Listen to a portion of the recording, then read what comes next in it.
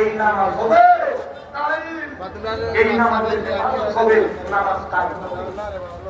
তাহলে এই ধরনের নামাজ শিক্ষা দেওয়া হয় কলেজ ভার্সিটি মাদ্রাসা। কথা বুঝা বলেন, এই জাতীয় নামাজ শিক্ষা দেওয়া হয় কলেজ ভার্সিটির মধ্যে না মাদ্রাসার মধ্যে? বাস্তব বলেন না এমনি বলেন? বাস্তবেই বলতেছে না এমনি বলেন? আমার ভাইরা আসেন, এই জন্য যেই জায়গার মধ্যে একটা দিনই দরজা হবে এই এলাকায় আল্লাহ পাক সকল প্রকারের আযাব গজব, সকল ধরনের আযাব গজব থেকে আল্লাহ পাক এই মাদ্রাসার বরকতে, কোরআনের বরকতে এই এলাকায় আল্লাহ হেফাজত করবে। সুবহানাল্লাহ বলেন না?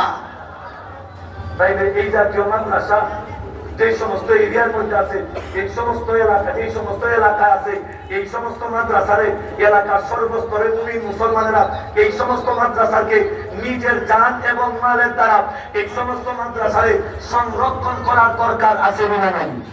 আরেকটা সংরক্ষণ আছে না নাই?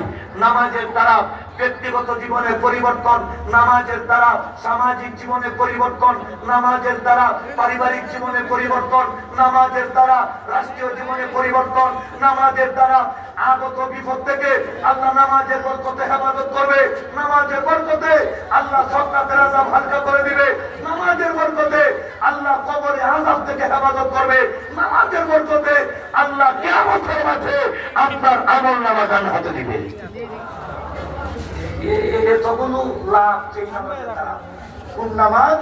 যেই নামাজ হবে বিশুদ্ধ নামাজ, যেই নামাজের তিলাওয়াত সহিহ, যেই নামাজের রুকু সহিহ, যেই নামাজের সিজদা সহিহ, যেই নামাজের মধ্যে কিয়াম সহিহ। দেখুন কিয়াম বলতে বলতে হলো বুঝুন না, নামাজের কিয়াম, যেই নামাজের মধ্যে রুকু সিজদা সব সহিহ হবে, এই নামাজের বরকতে আল্লাহ আপনাকে সর্বশেষ বিনা হিসাবে জান্নাত দান করবে।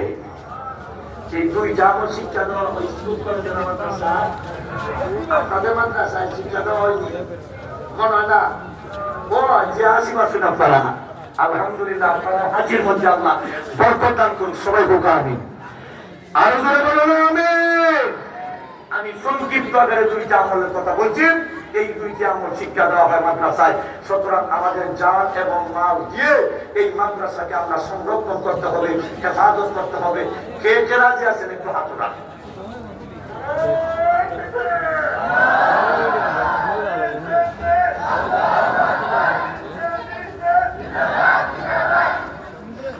আমি আপনাদের এই মাদ্রাসা নতুন, খুব সম্ভব ওইদিকে রাজনগরের ভিতরে আরো কয়েক জায়গায় এসেছি, এদিকে মশাদান তারা পাশাতে অনেক এসেছি, কয়েকদিন আগেও এসেছি।